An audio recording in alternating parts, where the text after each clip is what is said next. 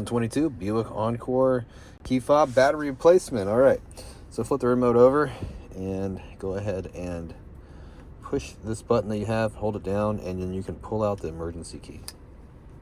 All right. Back it up. Okay, there. So once you do that, what we're gonna do is we're gonna split the remote open.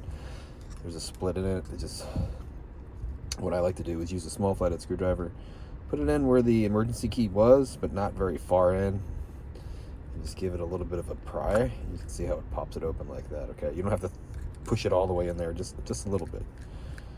And we're gonna go around, carefully open it up with the buttons facing down. Okay.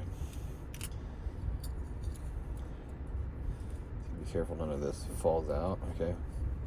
But on the back half of the remote is where the battery is located, so we can put this down, and right up here at top we can pry the battery out nice and carefully. All right, I'll show you what size the battery is. Get a new one real quick. Okay, here's our new one. The battery size is going to be a CR 2032. Positive sign, this positive sign here is facing down. You can't see it anymore in the cover, just like that. All right, you need a battery, check the description box. I'll have a link that takes you right to Amazon for this correct size. You can pick it up for like $2. Okay, and you just get the other half. Start at the top. All right, and make sure you didn't lose this plastic button. They like to fall out. All right, so make sure it's in there good. The circuit board's back where it needs to be. Start at the top and work your way down.